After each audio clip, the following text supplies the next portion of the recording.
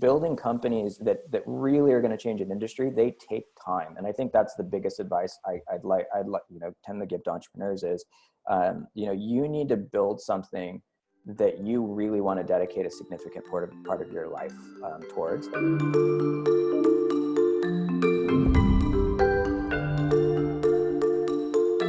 In part one of our conversation with Jeremy Almond from PayStand, he described many of the problems with current financial infrastructures and his idea on how to solve them. In this second part of our conversation, Jeremy goes into more detail about his personal reasons for improving this industry and how financial systems can touch the core of our lives. He also shares some helpful insight into business challenges he's overcome and offers some tips on how to build a great team. A lot has happened and has been happening over these years. What's something that you had to overcome in the past 2-3 years that you can share that learning with other entrepreneurs? I think one thing that's important, maybe, this is not my first startup. And so I'd say one of the things that maybe the first go around that you have, you underestimate is how long it takes to really build go-to-market. And so for us, I think a lot of times early stage startups, they build great technology. And maybe that takes, a year, 2 years in the basement or whatever. And you should realize that actually to get any level of market impact is going to take much, much longer on the business side. And so I think in previous startups, I think, it's easy to get in this mentality of fail fast. I think it's kind of a hot thing that Silicon Valley talks about. But the reality is it actually takes a long time to build true industry transformation. And so I think we've tried to be more purposeful with this company about being thoughtful and long-term about business building. And so, I think we've done a better job of that. But I do think we probably would have gone maybe more aggressively in the early days, even at our target customer. Our target customer for us is mid-market enterprise. And, I think in the early days, we didn't sell to the kind of companies that we create the most value to as quick as I would have liked to. So, our products and services actually get better the bigger the company is, because the bigger the company is, the more it becomes important to get your revenue faster. Like time is money. The bigger the company is, the more labor costs you have around trying to track down late payments and all of this sort of stuff and manual reconciliation. That actually is labor costs. And then the fees actually start really racking up, whether it's wire fees or card fees or whatever. And so, as the company gets better, our value prop gets better. And I think one of the things, if I was to do PayStand over again, I'd say we probably would have more quickly and more aggressively gone after customers that were larger earlier on. And so we've kind of felt like we had to earn the right to, and now we have, incredible companies that are, we're powering all of their infrastructure behind, but it took us some time to do that. That realization of what is the ideal customer for the product that you've built. Though, as you say, if you could do it again, you'd go there faster, but maybe it had to be the journey in order to get to the big customers. Yeah.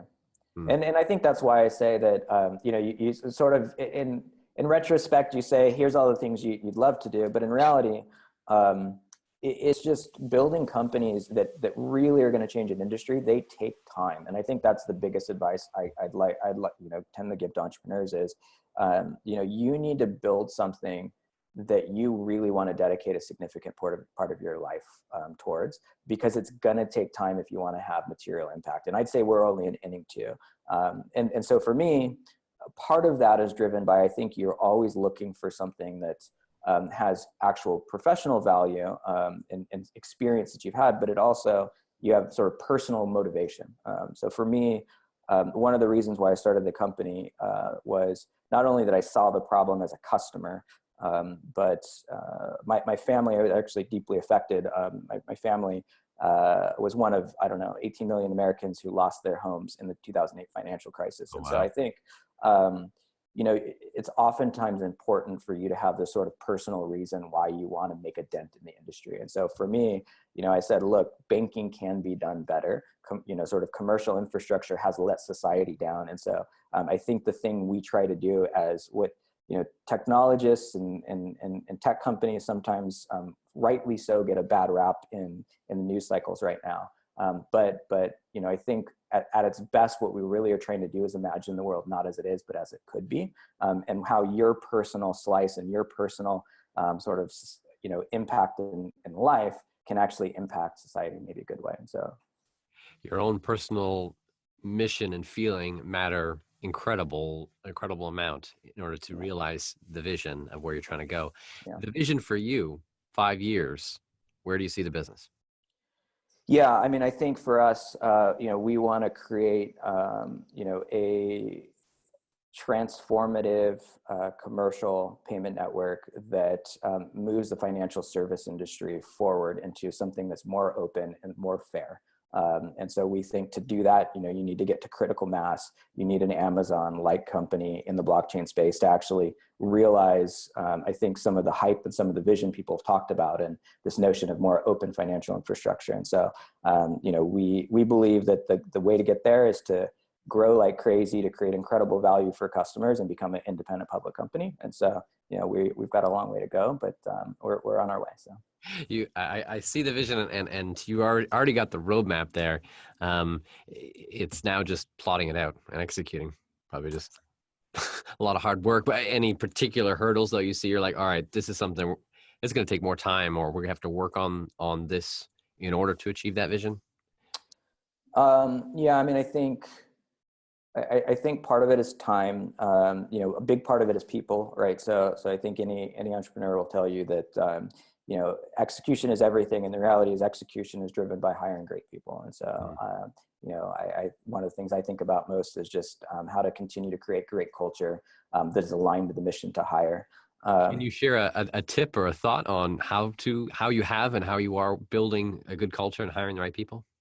Yeah, I mean, it's cliche, but values do matter. And I think looking for people who are missionally aligned are so important.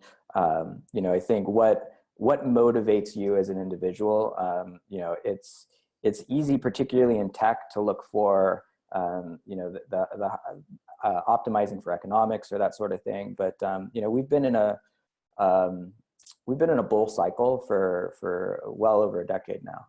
And so, at some point, I think what becomes important is, are you building a culture that lasts, right? And so if you want to be a company that has material impact in an industry, you need to build companies that have culture that lasts. And so for me, that means people that have grit and people who are missionally focused, because there will be a down cycle. I'm a glass half full person. So I'm not necessarily saying it's going to be tomorrow or next month or next year, but it's coming.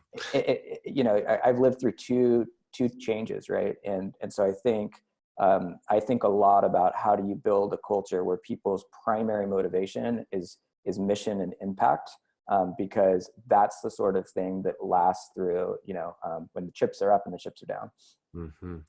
For you personally, how are you innovating? How are you growing and staying current? As obviously things do change and new technology comes in, where do you look for the latest ideas? Books, audiobooks, podcasts? What are some of the things that you're engaging in right now? Yeah, I mean, I think, you as an entrepreneur, first and foremost, you're setting the tone in terms of who do you hire, what's the vision for the company, how do you grow, right? And so I think it's important to step out of the business and not just be in the business, but sort of outside of the business a bit. And so I think it's always important to be reading a lot, not just sort of focused on business books, not just focused on pure tech. I think some of the best innovation actually comes by connecting two just dots that aren't always seen. And so I think that's actually really important to do things like look at outside sources, read a ton, travel a ton, spend access in ecosystems that you don't normally do. I was telling one of our VCs the other day, I'd much rather be at some, industry or some dinner with customers of ours, a roundtable conversation in Iowa than I would be some, tech event in Silicon Valley. And the reason why is because I think it's so important to get outside of whatever bubble you're in. And so by seeing other pieces, I think that allows you to be able to innovate in unique ways. And so I think that's really important.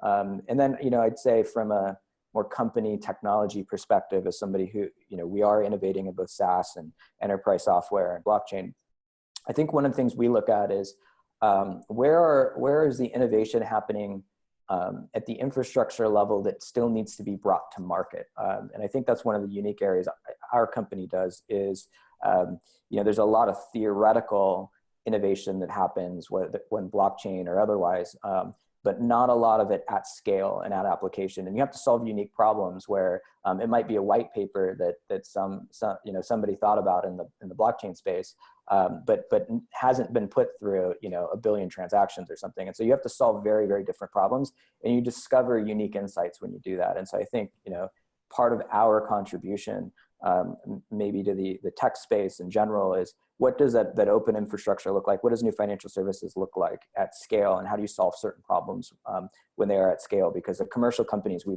work with are very large by nature. So actually applying the technology and testing things out, you are able to help the entire industry to see what works and maybe what doesn't. Yeah.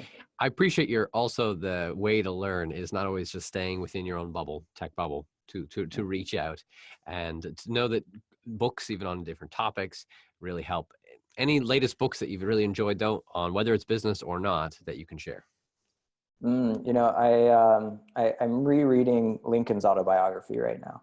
I think as a company scale, we're scaling in a sort of every way, including in our personnel. And so for me, I think about what did different leaders look at different times when there is stress, right? And how do you apply learning that is beyond yourself? Another one that I read recently that's a tech one is Bill Campbell's $1 Trillion Coach, right? And sort of this notion that he was a football coach for a long time before he became the coach to some of the most well-known CEOs on the planet. So he was on the board of Google and Apple and this sorts of things. And and so how do you actually equip and encourage the next generation of leadership as opposed to this very top-down sort of notion that I think a lot of tech companies are now known for.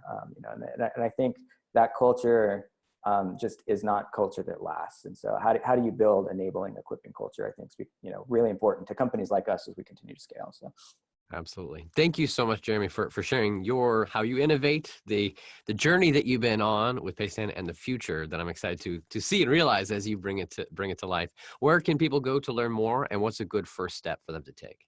Yeah, absolutely. So thanks for having me first and foremost, Alex. It's awesome to see, you talking about a lot of the incredible innovation going on in the industry in general. It's always such an honor to just be part of something bigger than yourself, right?